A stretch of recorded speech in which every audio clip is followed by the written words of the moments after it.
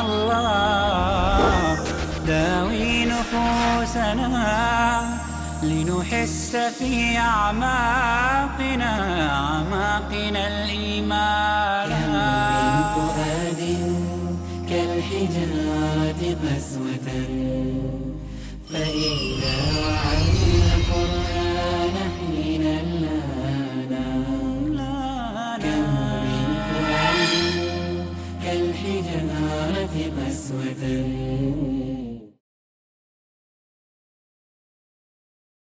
अस्सलामु अलैकुम व रहमतुल्लाहि व बरकातहू। नहमदु व नसल्ली अला रसूलिहिल करीम, अम्मा बाद। इल्म व आगही और बेदारी और तालीम और तरबियत इस दरसगाह रोशनी इल्म की मैं आप सबों का दिल की गहराइयों से इस्तकबाल है। हम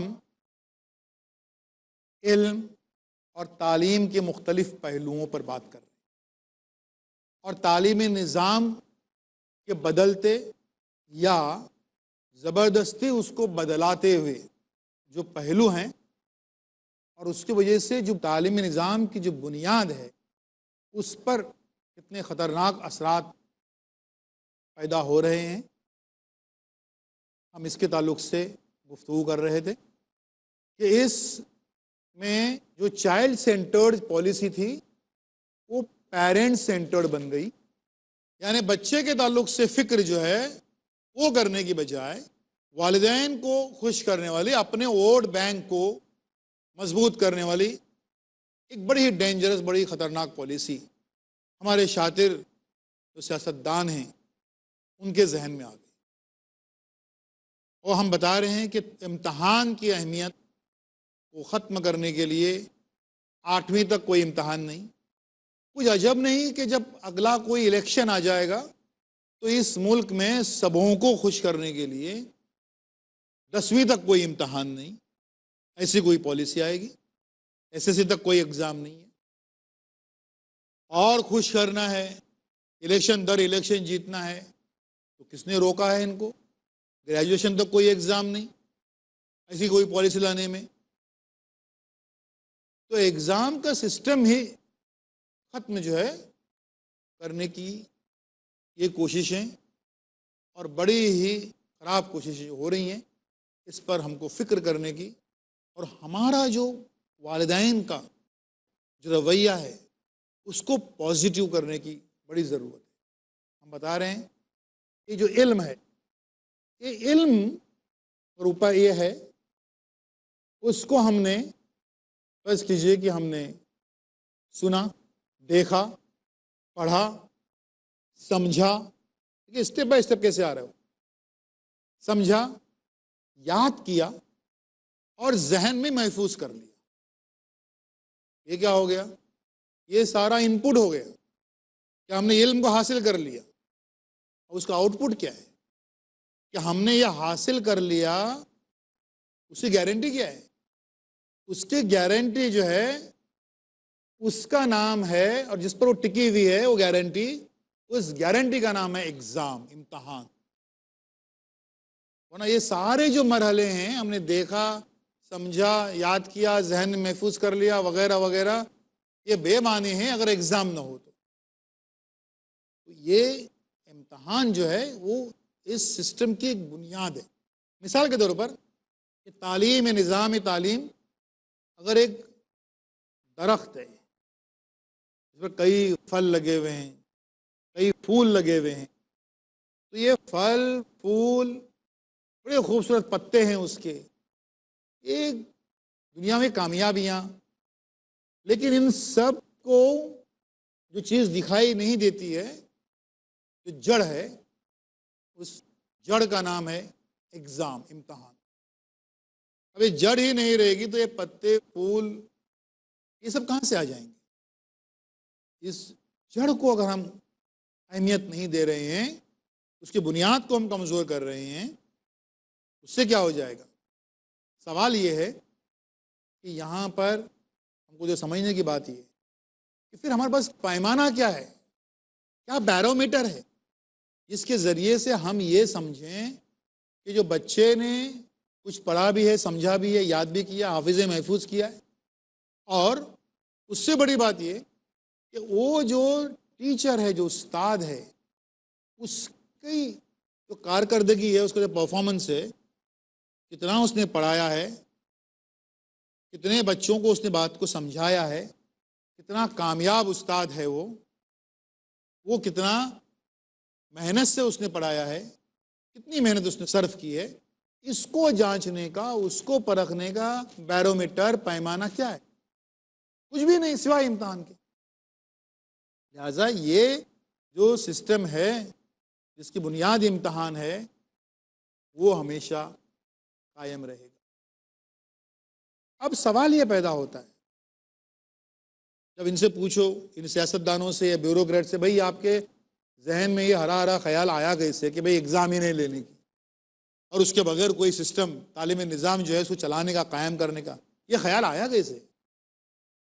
तो वो बोलेंगे नहीं, बात दरअसल ये है कि ये जो एग्ज़ाम है ना, इसके नाम से ही बच्चे डरते हैं और बड़े खौफ खाते हैं।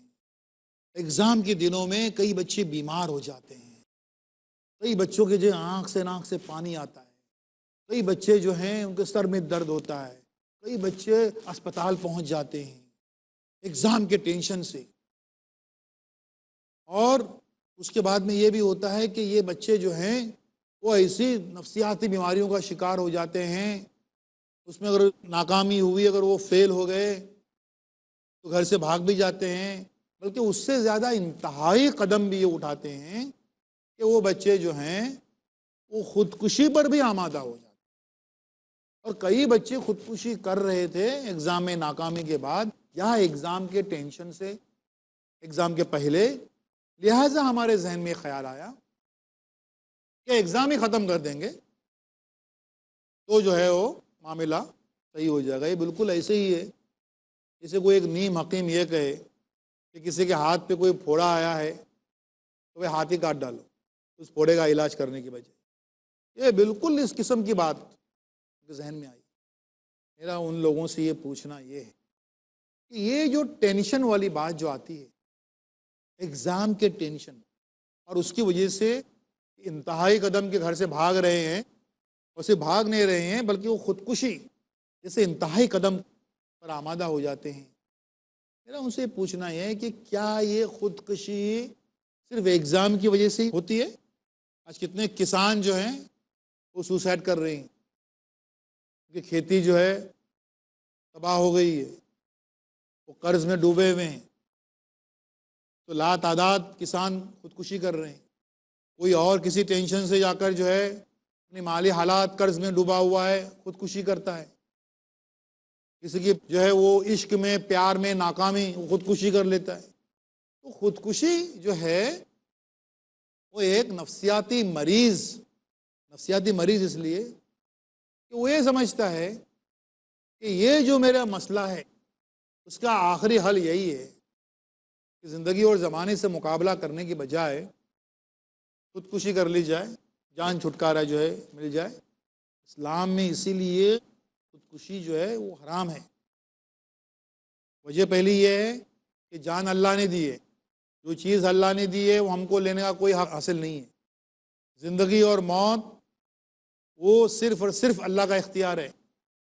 उसमें इंटरफेरेंस, उसमें जो है मुदाखलत इंसान के बस की बात थी ना है और न रहेगी।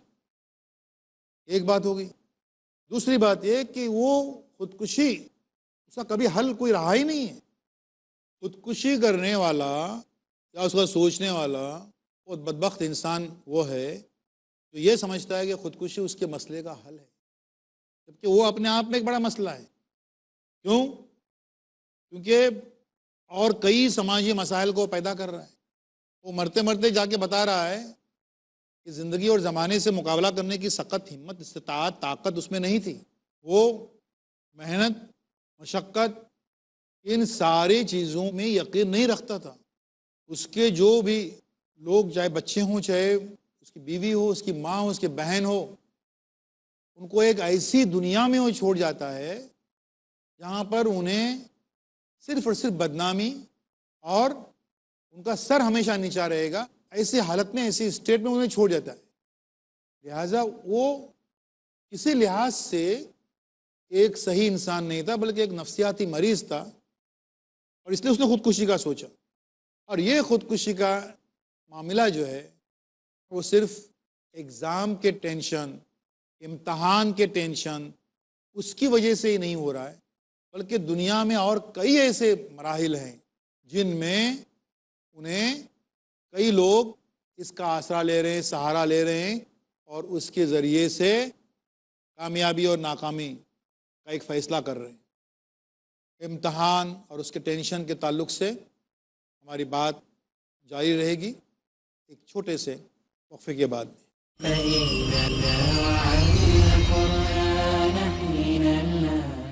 अस्सलामु अलैकुम वरहमतुल्लाहि वबरकातुहू। रोशनी इल्म की हम गुफ्तगू कर रहे हैं इम्तहान के ताल्लुक़ से जो मफरूज़ात हैं। एक मफरूज़ा ये है कि उसकी वजह से, उसके टेंशन से बच्चे जो हैं वो ख़ुदकुशी कर लेते हैं, इसलिए इस इम्तहान को ही ख़त्म कर दिया जाए। हम उसके ताल्लुक़ से बात कर रहे हैं। हमको इस ताल्लुक़ से तफसीली बात आज करनी है कि ये टेंशन इम्तहान का होता है या नहीं होता है। बल्कि मैं आप लोगों से एक सवाल पूछूंगा, अपने जहनों में उस सवाल का जवाब तैयार कर लीजिए कि इम्तहान का टेंशन या जहनी तनाव ये बच्चों ने लेना कि नहीं लेना। कुछ लोग कहेंगे कि लेना, कुछ लोग कहेंगे नहीं, टेंशन फ्री रहना। मेरा ख्याल ये है कि एग्ज़ाम का टेंशन या किसी भी पॉजिटिव काम के लिए टेंशन या जहनी तनाव जो है वो बच्चों ने या नौजवानों ने लेना।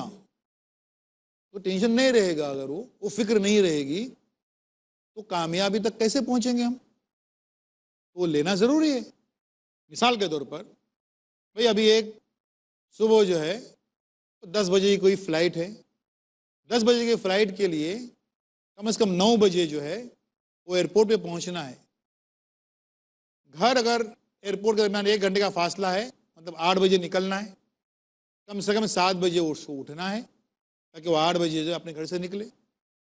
अब ये क्या है, हम जो 7 बजे, 8 बजे, 9 बजे वाला जो हम मामला बोल रहे हैं, ये क्या है? इसका दूसरा नाम टेंशन है।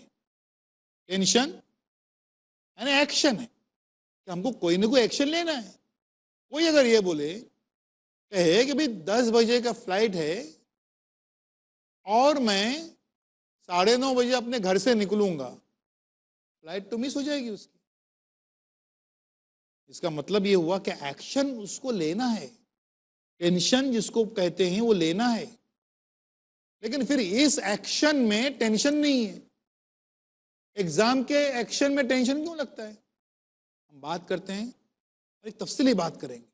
ये टेंशन जो है या जहनी तनाव जो है वो 2 किस्म का होता है। एक होता है पॉजिटिव टेंशन, एक होता है निगेटिव टेंशन। हम पहले बात करेंगे निगेटिव टेंशन, और ये निगेटिव टेंशन नहीं लेना हमारे बच्चों ने, हमारे स्टूडेंट्स ने। निगेटिव टेंशन क्या है? निगेटिव टेंशन की वजह से जहन जो है वो बिखर जाता है, उसके एग्ज़ाम बिखर जाती है, ज़िंदगी और ज़माने के तकाज़े और उसकी कामयाबी के सारे मंसूबे जो हैं वो बिखर जाते हैं, शैटर्ड हो जाते हैं, ख़त्म हो जाते हैं। निगेटिव टेंशन क्या होता है? सुन लीजिए, निगेटिव टेंशन जो है वो नुकसानदेह। निगेटिव टेंशन यानी क्या है? ये पढ़ूं कि वो पढ़ूं, वो पढ़ूं कि वो पढ़ूं, सबसे अच्छा कुछ नहीं पढ़ूंगा, सो जाऊं, कोई टेंशन नहीं। तो ये जो टेंशन है ये इससे कुछ भी नहीं हुआ। बच्चे टेंशन लेते हैं, बाप रे 8 सब्जेक्ट्स हैं और सिर्फ 4 दिन बाकी हैं, 4 दिन में 8 सब्जेक्ट्स पढ़ के हो सकते क्या? नहीं ना, छोड़ देने। ये टेंशन जो है ये नेगेटिव टेंशन है। इस टेंशन से हासिल कुछ भी नहीं हुआ, कुछ भी हासिल नहीं हुआ, बल्कि वो नुकसान में रहा। नेगेटिव टेंशन, उसके साथ एक्शन कुछ नहीं था, अमल कुछ नहीं था, काम कुछ नहीं था। अगर कुछ काम होता तो उसको हम बोल सकते थे पॉजिटिव टेंशन। तो negative tension is always without action. आपको जो भी स्टूडेंट्स नजर आते हैं जहां तहां, हम एग्जाम के टेंशन में हैं और इसीलिए आज हमारी हालत ऐसी है, और उसकी वजह से जो है खाना नहीं खाया जा रहा है, नींद गायब हो गई है। अब इतनी सारी लंबी चौड़ी कहानियां दास्तानी सुना रहे हैं, उनसे पूछिए वे अल्लाह के बंदे, आप जो है वो पढ़ाई कितने बजे तक रात में करते हैं? बोलेंगे रात को 1 बजे तक पढ़ाई करते हैं। अच्छा, और पढ़ाई शुरू कभी करते हैं? बोले 12:30 बजे। अब देखिए टेंशन हो गया। लेकिन उसके पहले क्या करते हैं? तो उसके पहले ये करते हैं कि पढ़ूं कि नहीं पढ़ूं, और जब वक्त ही नहीं है, टाइम ही नहीं है, टाइम ही कम है, तो क्यों पढ़ूं? ये अक्सर हम लोग का होता है ना। देखिए नमाज जो है समझे 3 रकात की, 4 रकात की है, लेकिन कई बार बदकिस्मती से हम आधा घंटा, पौना घंटा, 1 घंटा सोचते रहते हैं कि पढ़ूं कि नहीं पढ़ूं। क्यों? वजू करनी पड़ेगी, उठना पड़ेगा, तो लेटे लेटे सो रहे, वजू करनी है यार, और वजू करने के बाद में जो है फिर वो अरे सुन्नत मौक़िदा है यार, वो भी पढ़ने की, और फिर फर्ज भी है, अरे उसका वितर भी है।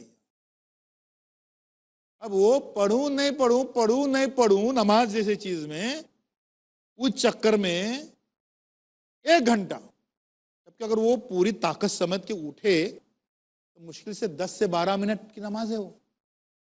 एग्जैक्टली यही चीज होती है इस नेगेटिव टेंशन में। वक्त ही नहीं है, एग्जाम सर पे है, और इतने सारा वास्ट सब्जेक्ट है वो, जब हो ही नहीं सकता है तो काय को पढ़ने का, रुक जाने का वहीं पर। ये चीज जो है नेगेटिव टेंशन में एक्शन नहीं होता है। वो आपको जिंदगी में जो मुरझाए हुए चेहरे नजर आते हैं, मायूस और उदास चेहरे, तो समझ लीजिए कि वो पॉजिटिव टेंशन नहीं ले रहे हैं। अब आ जाइए पॉजिटिव टेंशन क्या होता है। पॉजिटिव टेंशन इसको कहते हैं, ठीक है 8 दिन सिर्फ बाकी हैं और 8 सब्जेक्ट, 8 दिन में 8 सब्जेक्ट नहीं हो सकते, लेकिन कुछ तो होगा, कुछ तो होगा जो है वो बुनियाद है। 8 नहीं सही, 6 तो होंगे, 6 नहीं सही, 5 तो कुछ तो होगा। और जब वो वाकई इस पॉजिटिव एटीट्यूड के साथ में वो उठते हैं, अब यकीन कीजिए कि उन्होंने प्लानिंग की थी 5 सब्जेक्ट की, वो 6 होते हैं। एग्जाम की किसी एक रात में 7 तक पहुंचते हैं, एग्जाम की सुबह और एग्जाम हॉल में जाकर 8वें तक पहुंच जाते हैं, काम पूरा होता है। अल्लाह मदद उसको कर रहा है कि जो पॉजिटिव टेंशन विथ एक्शन ले रहा है। एग्जाम के जो टेंशन, जो डेफिनेशन है वही गलत है। ये अगर नेगेटिव है तो टोटल नुकसान दे, और सिर्फ एग्जाम का टेंशन नहीं, किसी भी लिहाज से कई मसले मसाइल होते हैं, घरेलू कई मामलात हैं, हमको लगता है कि बिल्कुल उलझी हुई बातें हैं, जिंदगी में कभी सुलझ नहीं सकती। अब क्या करेंगे? उन उलझी हुई बातों में मजीद उलझते जाएंगे। कहीं ना कहीं उसका कोई ना कोई सिरा तो होगा, वो सिरा तो ढूंढिए उसको, लेकिन वो सिरा जो है वो ढूंढने की इसमें नहीं है, उसी चक्रव्यूह में फंसे हुए हैं कि नहीं ये हमारे बस की बात नहीं है। ये चीज जो दिमाग पे, जहन पे छाती है, तो उसके बाद में वो निकलती नहीं है।